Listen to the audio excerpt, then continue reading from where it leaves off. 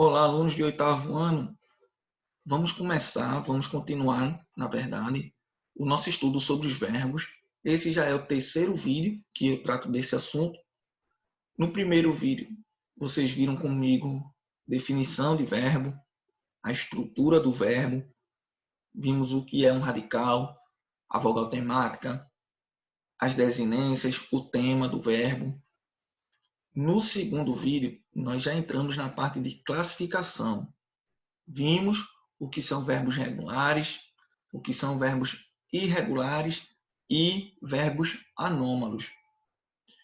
Nesse terceiro vídeo, eu quero começar chamando a atenção de um detalhe, que quando a gente fala de classificação de verbos, nem sempre o verbo vai ter apenas uma classificação. Vocês viram isso quando eu falei sobre verbos anômalos. Que um verbo anômalo é um tipo de verbo irregular, certo? Mas a irregularidade dele é tamanha, é tão grande, que chega a descaracterizar o verbo, aí ele passa a ser chamado também de anômalo. Ele é um verbo irregular anômalo. Nem todo verbo irregular será um verbo anômalo. Porém, todo verbo anômalo vai ser um verbo irregular, porque ele tem alterações, certo? Deixa eu compartilhar minha tela aqui com vocês para a gente começar. Então, aqui, verbos. Vimos a definição, a estrutura, tem aqui radical, papapá, vogal temática, o tema, desinências, a desinência modo temporal, a desinência número pessoa, classificação dos verbos. Eu estou passando rápido assim porque isso foi material de outros vídeos, né? Classificação dos verbos. Verbos regulares. Aí a gente viu que são verbos que se encaixam nos modelos fixos de conjugação verbal. Esses modelos fixos de conjugação verbal eu já mostrei para vocês também, quando eu mostrei minha tela com um quadro de alguns verbos conjugados. Por exemplo, o verbo cantar, nós vimos aqui a conjugação do verbo cantar e vimos o que é um modelo fixo de conjugação. Então, verbos regulares: cantar, amar, vender, prender, partir, abrir. Verbos irregulares são verbos que não se encaixam nos modelos fixos de uma conjugação verbal. Nos verbos irregulares, vai existir ali uma alteração no radical ou no modelo assim da conjugação nas suas desinências. Vai haver irregularidade. Por isso que eles são chamados de verbos irregulares. Exemplo, o verbo medir, fazer, ouvir. Nós também vimos alguns verbos classificados, alguns verbos irregulares, a sua classificação lá, e observando o que são modelos fixos de conjugação e por que eles não se encaixam. Isso aí é um material que está no segundo vídeo que já foi passado. Terceiro, são verbos anômalos.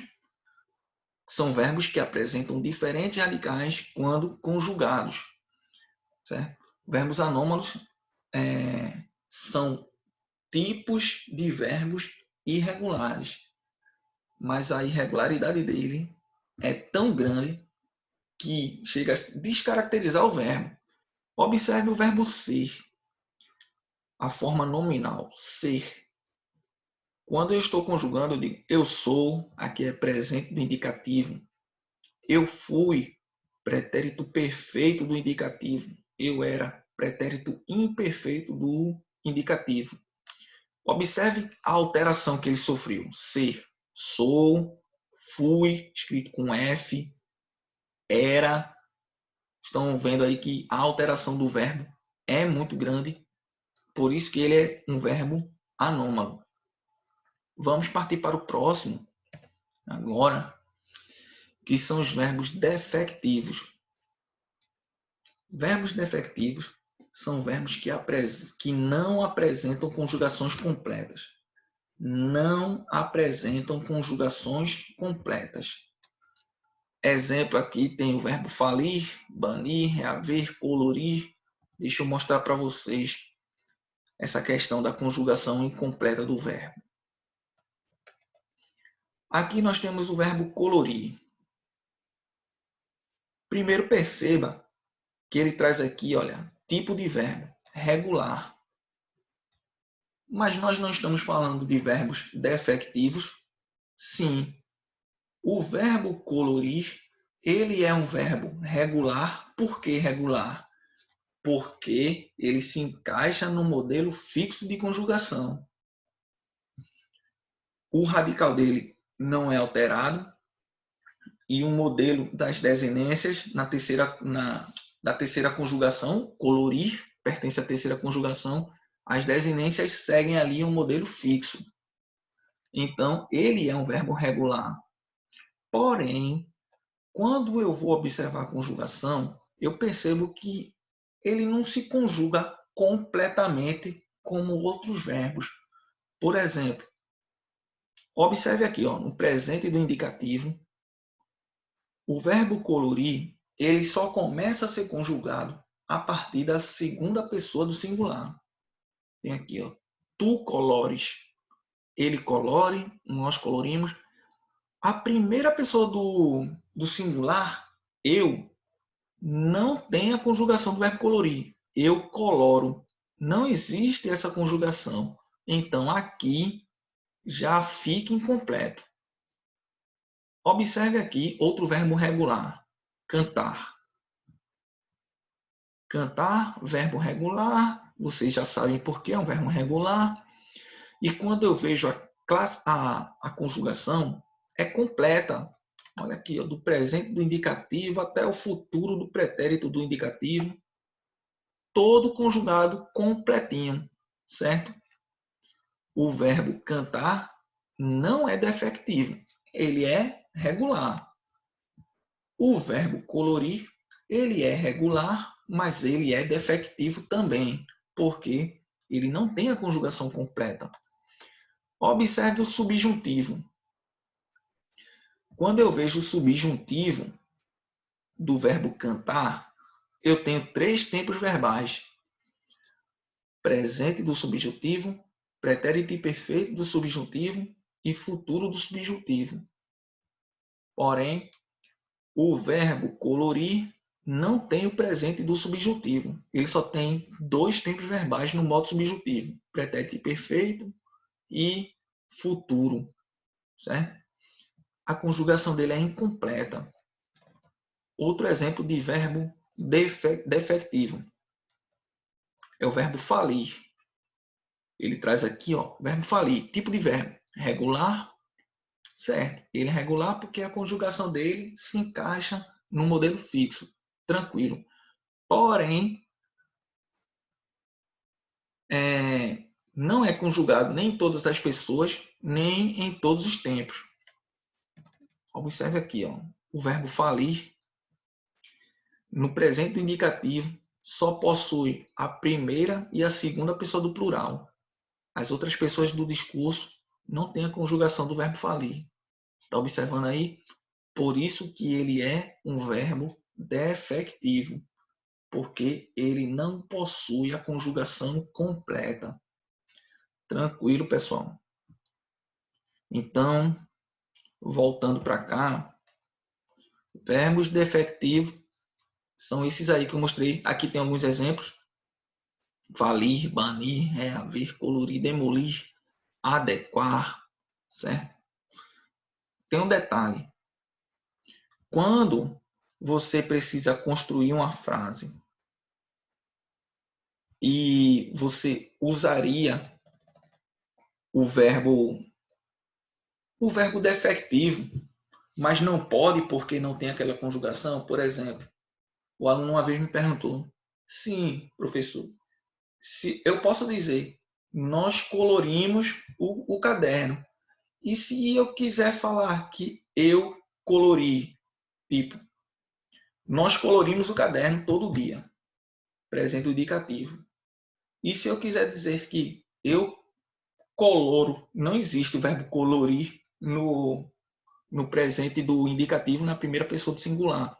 Então, nesse caso, você é só substituir por um sinônimo. Colorir, em vez de dizer eu coloro, que não tem essa conjugação, você diz eu pinto. Pronto. Problema resolvido. E isso serve para os outros verbos também, que são defectivos. Tranquilo? E verbos abundantes. Verbos abundantes são verbos que possuem duas formas equivalentes. O que são formas equivalentes? São formas que possuem o mesmo valor. Observe isso aqui. Aqui tem o verbo construir no presente do indicativo. Eu construo, tu constróis, ele constrói. A maioria das pessoas conjuga usando aqui, ó. Eu construo, tu constróis e ele constrói, certo? Porém, existem também essas formas, construis e construi. Ou seja, quando eu digo eu só tenho uma forma do verbo, construo. Porém, quando eu chego na segunda pessoa, tu, eu tenho duas formas equivalentes, ou seja, duas formas de mesmo valor, mesmo sentido ali. Eu posso escolher, ou eu digo tu constróis, ou tu construis. Ele constrói ou ele construi, certo? Isso gera um estranhamento, claro, porque sempre vai haver aquela forma que é mais usada, não é? No caso, aqui é constróis e constrói. Esse construis e construi, poucas pessoas sabem que elas existem, mas existem sim. O que é que eu quero mostrar? O que são formas equivalentes. Constróis e construis. Essas duas formas são formas equivalentes. Então, o verbo construir já é um exemplo de verbo abundante. Olha o verbo haver no presente do indicativo. Eu, ei, tu has, ele, há, nós havemos ou hemos, certo? De novo, a maioria das pessoas é mais acostumada com havemos, mas hemos também existe. Então, aqui você tem duas formas equivalentes, havemos ou hemos. Voltando lá para o slide. Olha o que ele diz aqui, ó. Verbos abundantes são verbos que possuem duas formas equivalentes. Pronto. Se eu tenho duas formas equivalentes aqui, quer dizer que o verbo haver já é um verbo abundante. Se eu tenho duas formas equivalentes aqui, então o verbo construir também já é um verbo abundante. Só que ele traz um detalhe. Na maioria das vezes, essas duas formas equivalentes estão no particípio. Isso que eu mostrei são exceções, porque aqui o verbo haver está no presente do indicativo, o verbo construir também está no presente do indicativo, mas lá no slide ele diz que os verbos abundantes são verbos que possuem duas formas equivalentes. Na maioria das vezes, essas duas formas equivalentes vão aparecer no particípio. Particípio. Observe aqui, olha. O particípio indica uma ação que já se encontra finalizada. O particípio indica uma ação que já se encontra finalizada. Veja aqui embaixo, exemplo de verbo no particípio. O verbo cantar. O verbo cantar, o particípio cantado. O verbo estudar, particípio estudado.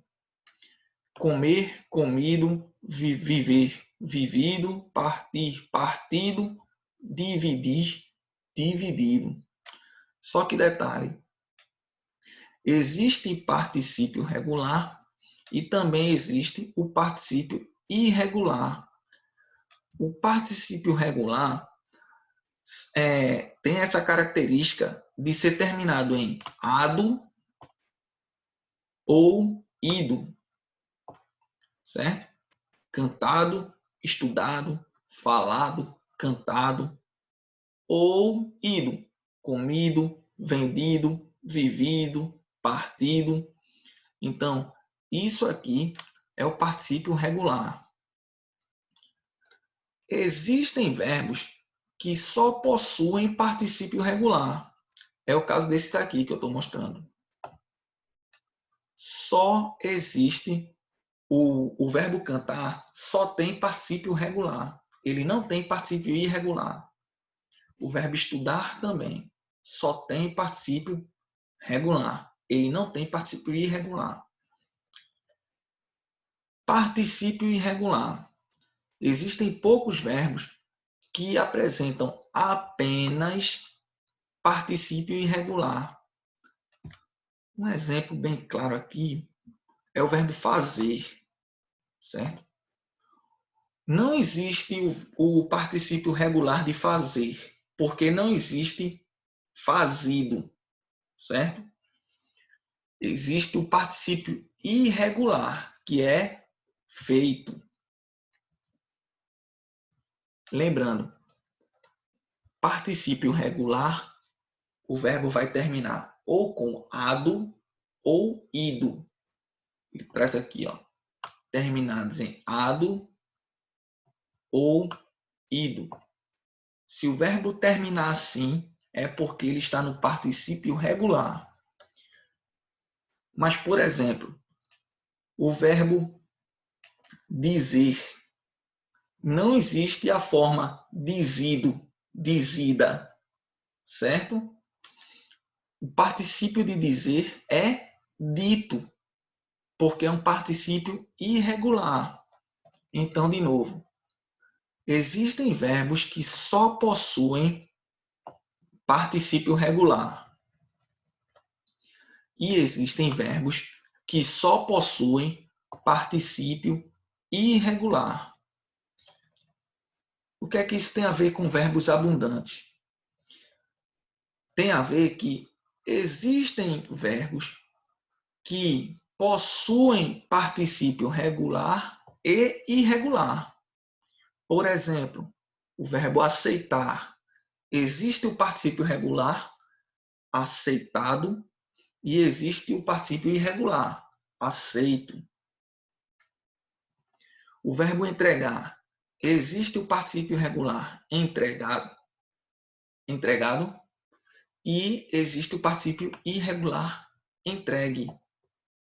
Certo? Em relação ao uso do regular e irregular, existe uma regrinha, certo? Quando o verbo ele está formando uma locução verbal com ser, ter, existem aí umas regras que a gente não vai ver isso agora. Eu só estou explicando que mostrei o que são verbos, o que é um verbo no particípio, que é um verbo que mostra, que expressa uma ação concluída, já concluída. Existem verbos que só possuem particípio regular e existem verbos que só possuem particípio irregular e existem verbos que possuem os dois tipos, regular ou irregular. Por causa disso, esses verbos que possuem particípio regular e irregular, eles têm duas formas equivalentes. Então, eles também são exemplos de verbos abundantes. Foi por isso que eu tive que mostrar o que é particípio e essa história de particípio regular e particípio irregular. Certo, pessoal? Olha aqui, olha. O verbo partir, ele tem particípio regular. Ele tem particípio irregular? Não. Então, ele não é um verbo abundante. O verbo ver só tem o particípio irregular, que é visto. O verbo ver não possui particípio regular. Então, ele só tem essa forma no particípio. Porém, o verbo eleger tem a sua forma no particípio regular, elegido, e na sua forma irregular, eleito. Tem os dois tipos de particípio, ok. Verbo abundante. Olha o que ele coloca aqui, ó. Duplo particípio, dois pontos. Verbos abundantes. Certo, pessoal? Só que não esqueçam que, na maioria das vezes, essas duas formas equivalentes estarão no particípio, certo? Nem sempre. Foi o caso aqui que eu mostrei do verbo construir e o verbo haver, que suas formas equivalentes não aparecem no particípio, aparecem no presente do indicativo. Tranquilo, pessoal? Então, isso era o que eu queria tratar com vocês na aula de hoje, de verbos. Então, eu espero que vocês tenham entendido. Qualquer dúvida, falem comigo no Google Classroom e até o próximo vídeo. Valeu!